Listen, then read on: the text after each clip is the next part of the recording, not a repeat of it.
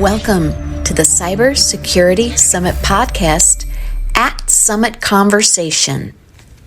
Here we are at the 14th Annual Cybersecurity Summit. Yes, and definitely. we are behind the scenes, and I'm talking to Aldo Pietropaolo. Pietropaolo. You did it better than me, Doc. Got it. I've been really proud. People were like, wow, I got to find this guy. Although interesting because I'm really half Mexican and half Salvadorian, so that's... So it's not Italian, but people want it to be Italian, right? Well, my grandparents on my father's side, they came from Naples, so that's why. Okay, so you're good. You're taking all of it. I'll take everything. Yeah. You're going to be an American and be a mutt. That's right. Right? That's right.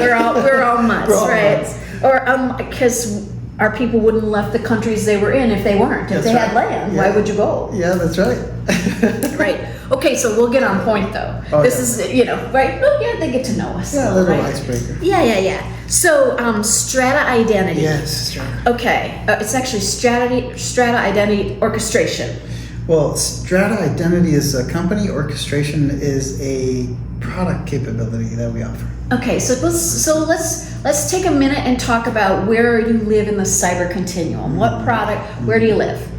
Yeah, so I think a lot of the audience is probably aware of multi-cloud environments, and within those multi-cloud environments, you typically have what is known as identity providers. Right. These identity providers attest to the fact that you have been authenticated and authorized. Yep. So I am who I am. You are who you are, and what you can do after that fact, it really depends on who's receiving that information. Right. Or And what what my tier of Yes. So I think I know where you're headed, right? Yes, so there's a data tier. Yeah. What can you do with data? And there's a network tier. Yes. What can you connect to? Yes. And then there's an application tier. Yeah. What can you do within the application? You'd think we rehearsed this. Yeah. I got you right in. That was awesome, Wendy. Thank you. So that's kind of like the landscape we're in today, and then you have enterprises with on-premises infrastructures, kind of what I would consider more legacy infrastructures, where they would configure their own networking, their own data storage, and their own application frameworks. And over the past decade or so, probably a bit more than that, they have been using cloud service providers as well for different areas of the stack. So data, networking, and applications. Right. Nowadays, what I'm seeing is a convergence of all that. So the line is blurring between the actual enterprise infrastructure and the cloud infrastructure. Yes.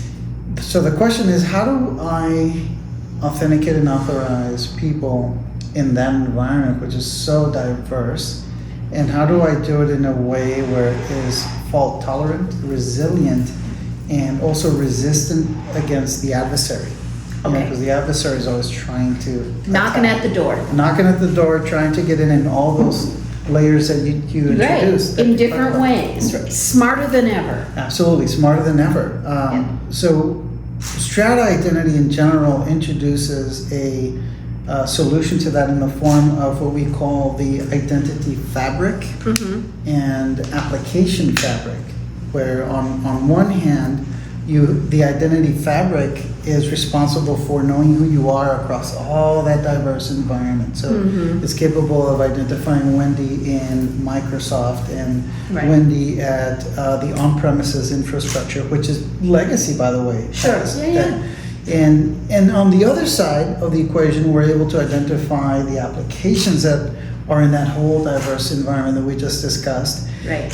And it's able to bring a user flow between both in a way where it's highly secure, transparent, and what we call ephemeral, which is temporary in nature. So Got it. And it does that by enabling authentication based on different identity providers in the environment, based on who you are and what you're trying to get to, what you're trying to access. And it also enriches that information. So as you're navigating through the infrastructure, it's constantly watching. So it's got eyes on the infrastructure. We always know someone's watching. Someone's right? watching. Or actually, I now think a lot of people are watching. Somebody's watching me. This is what You can tell it's the last day of Summit. We're having fun. It's all about fun, right? Yeah, of course. And so since we're watching, we can always stop adversaries depending on, the weird activity that's happening. Right. If Wendy... You see something strange. Something strange. Like Wendy is logging in from China at the same time as Los Angeles. Something's odd there. So what do you do is a question. How do you ensure that you turn off or disconnect the access paths between Wendy and China and the sensitive infrastructure, sensitive applications and data?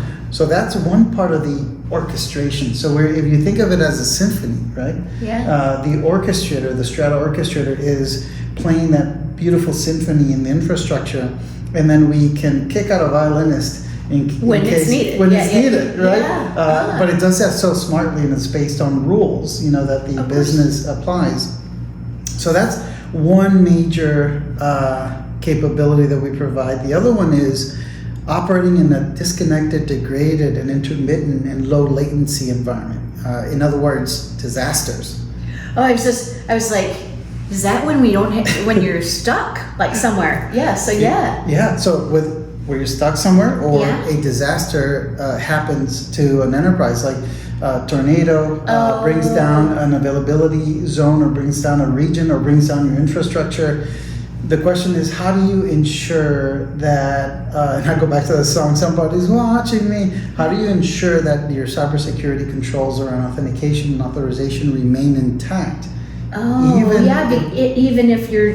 even if the net's gone. Yeah. Yes. Exactly. How do you do that? How do you? How do you do that? That's I want to know. Yeah. So the other major part of Strata is ensuring that identities have continuity.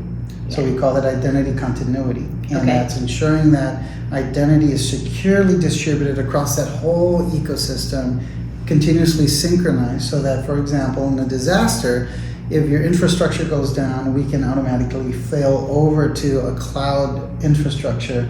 To get you back in business. To get you back in business. Right. And that's a hot standby environment, meaning that it happens transparently and it happens in a millisecond, because the orchestrator... no one would know. No one would know. Yeah. Well, aside from the cybersecurity. The backside, but the public wouldn't know. The public wouldn't know. Right. The public wouldn't know at all.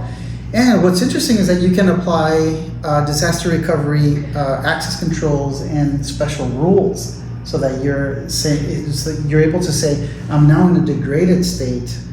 What do I need to do regarding identity synchronization and policy synchronization and audit and logging? Because it's common to run forensics after you come back up after a disaster, because adversaries are really smart when everybody in that disaster zones for hurricanes.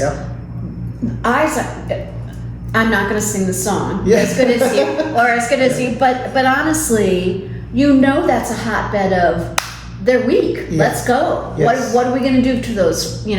Who's the weakest? 100%. Right. But spot on.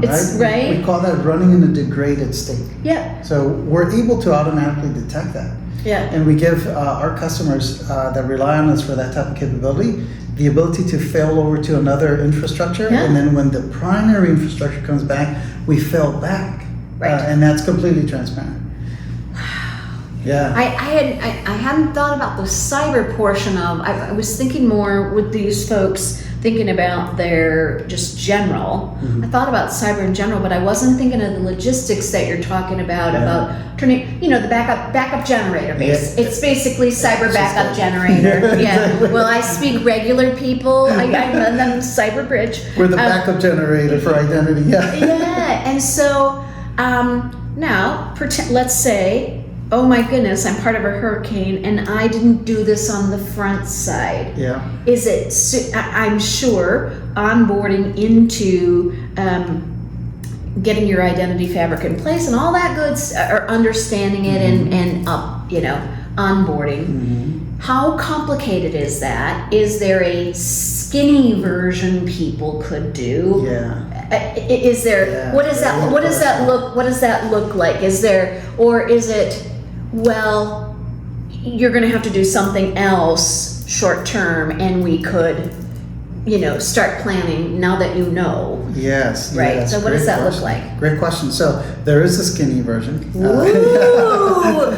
Yay! That's what some people want to know. Yeah, and rightfully so, right? So where do we start, and how do we expand from there in covering all cybersecurity controls around authentication, authorization, and what we're calling now orchestration around that. Yeah. And the entry point is quite simple, to pick one or two sensitive applications that you would like to be... At least save these for now. Save these, exactly. Cover these for now. And I will even say one application that's very sensitive that you want to have continuously available to your customers. So it's typically for our customers. Payment. Money. She's keep good. the money flowing. She's good. No, keep the money flowing. That's right. I've gone dark. That's right. And my customers now are going to be afraid. And if I can show them that my accounting or that portion of my business is secure, then they're going to have faith and they're not going to leave me. Exactly. Right? Exactly. At least that's a starting point. That's if I didn't have something else. Yes, that's a starting point. And the way you would do that is through, we believe heavily in configure first, extend only when necessary, meaning that our product is mostly configuration driven. Okay. But as you know, in cybersecurity, there could be very complex use cases around different. Depends on what your business is. Exactly. Or what your customers. Well, the difference of financial services and a bank, right, being one kind of a thing, or I'm a local retailer. And I'm, and there's a point of presence somewhere. Point of presence somewhere. Disconnected as well at some point in time, in a disaster. Yeah. So you need some way to, encompass the 80-20 rule, right? 80% configuration driven, which you drop in the orchestrator and then you establish the configurations for your identity fabric into your application, and then you configure your flows between the fabric and your application. Got it. And it'll take care of the rest. It actually it'll monitor the environment, keep eyes on the environment. It'll switch to the failover identity provider versus the failback once it's back up, and that's automatic. I mean, you don't even need to configure that. I mean, it's just our failover configuration for that. Sure. But start small. That's what we recommend our customers do, and then start reviewing that environment and topology in your disaster recovery planning process. So next cycle of the BCP plan, business continuity planning cycle, you insert an identity tier in that planning process. Yes. So you go through emulation again, and you say, okay, we've proven it with one critical application. What about the second critical revenue generated now? So you start layering it in. Layering it in. Yes. And you simulate it, like always. Of course. Simulate, right? Always test. Always be proving.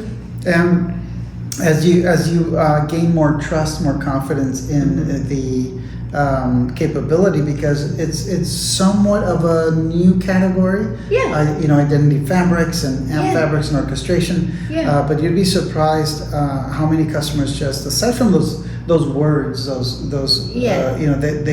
know that they need an environment that makes their identity consistently available to their applications in just a standard operating mode, but also in a degraded mode, which is much more important. So talk to me, since we focus a lot on this degraded mode thing, because I think in reality, there's all different kinds of things now that can, as we go in more to climate change, there are going to be more of these kinds of scenarios depending on where you're at in the world. Okay, so thinking about that and thinking about I'm trying to craft my words properly. So it has to be, if I'm working with you folks, that I am in a better shape when I'm getting my cyber insurance. Yes. So, and we've talked about cyber insurance a little bit. We actually have one of the experts here on our think tank and in the conference and summit. So that's evolved over time, and now the industry is pretty smart about what that is. So you live in the intersection of this degraded moment, and some of those insurance things get really sticky in the moment of degraded. Yeah. Can you Especially talk- when there's a cyber attack going on. Yeah, cyber attack or act of God kinds of things, Yes. right? Uh-huh. So Which talk to happen me. all the time. Yeah, they do. Well, good ones and Bad ones. I actually do have a FEMA chart, a heat map in my presentation today where it shows red, orange, zones, and I'm saying if you live in these zones, you might want to talk, think about it. Chat with me afterwards. But yeah, you're absolutely right. I mean, in that state, and I'm not an expert in cyber insurance. But yeah, I could imagine that it would reduce the level of risk that is used because you have a backup plan. Because you have a backup plan. Like you have a generator, what's the checklist of things? Oh, we've addressed these things, and they have to say, oh, good, our risk is lower. Right? Definitely. Magnitude's lower, right? Because if let's say damages are lower, right? On your home, right? If you have a backup generator and you lose power completely, and your basement doesn't flood. Your basement, if you live in a marshy area like mine, you need your pump going. If your pump goes out, you're not in good shape. Yeah, absolutely. Yeah. So that's just a practical example. Or flooding, or all these different places, right. and they're being hit by all different kinds of things. But if you have your backup generator, guess what? Then you're fine. You're fine. Then you're still working. Yep. Well, if you don't have electricity, you hope you have solar panels. Oh yeah. I don't know. We're getting in the weeds. We didn't mean to go there. But I do think I think it's interesting thinking through thinking 24 months down the road, because I don't ask people to think 5 years down the road, because who knows, right? But thinking 24 months down the road, it seems like what you're talking about will just become kind of the norm. It feels like it feels not even, it doesn't feel out there. It doesn't feel like it's not, it feels like it's a necessity, just a basic core thing. A number of the different folks I've been talking to, what resonates for me is, here we are in a moment where, 20 years ago, we started adding cell phones and we started putting URLs on our things, and all of a sudden we were 365, 24/7 and all that kind of stuff. And now we're in a moment where, how do you not be really addressing cyber? Because it's like you've left the door open at night. You'd never walk out of your business and leave it unlocked. That's right. And so, over the next 24 months, I think that's going to get more and more visible, partly because of what's happening with climate change. Right. I think there's just a number of factors that's going to make cyber more visible in general. Yeah. Because there's going to be pain points that people really have, and learn that, oh gosh, wish I would have had that. Yeah. Or I wish I would have planned for that. Right. 100%. I mean, we're talking with companies today that have offshore operations, with shipping containers and so forth, or shipping containers. Entertainment. Cruises, right? Cruise lines that they go offshore, off dock, they disconnect from the internet. You're running in a disconnected mode in that case. It's slightly different than disaster mode. But people, think about that as well. Like, how you could really get hacked. You could really get hacked big time. Wow, right? I hadn't thought about that. The cyber part of that. Yep. And then military use cases. We're entertaining some use cases where there's infrastructure in the battlefield completely running in disconnected mode. Oh yeah. So you see it on TV. You see it on TV. But it is real. I know it's real stuff. It's real stuff. And so those are the type of hard challenges that Strata attacks and provides solutions for large enterprises and people who are looking to address these challenges. And we've put a lot of thought into that and into the fabric as well. Is it something that small and medium businesses can afford?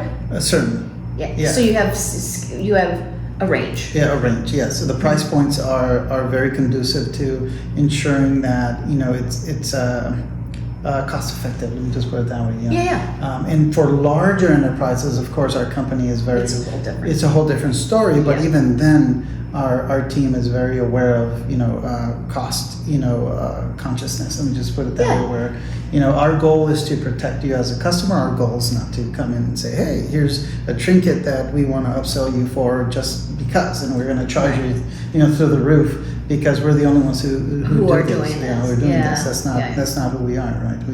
We like to solve these complex challenges and give you that value, that what I personally call that 10x value for what you're investing in the product and platform.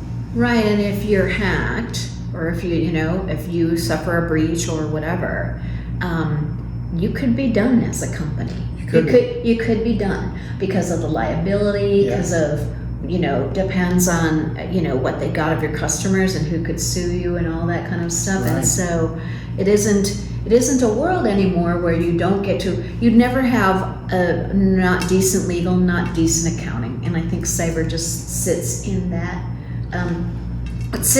group. Those just sit in a group now. Yeah. I think your prediction is spot on. In the next 24 months, a lot of people are going to say this is a no-brainer. Why don't I have something like this? Yeah, because the world keeps changing, and we're in a more diverse time in our country, and all different kinds of things are knocking at our door. I do have to say, I feel really comfortable about we're in an election moment here in America, and I actually, after talking to pros, I've been watching the news, and you kind of aren't sure what to think, depending on what you watch and where you lean and all that kind of stuff. Yeah. Politics aside, we've had the people here who are watching, and our elections really are secure. What happens to people before they get to the ballot box, that seems, but I've shifted my fear to that moment. I was fearful about it, but we shift our fear to, well, there's a lot of stuff going on there. But feel really good about the quality of who we have, at least in the U.S., watching the walls and helping make us safe. But still, things are going to go wrong. Right. And I think they're getting smart. Threat actors are getting really smart and targeted, and AI is helping them personalize in ways like never before. So that's what you guys have to have a keen eye on, I bet. We have a lot of eyes on that. I didn't think there was just one.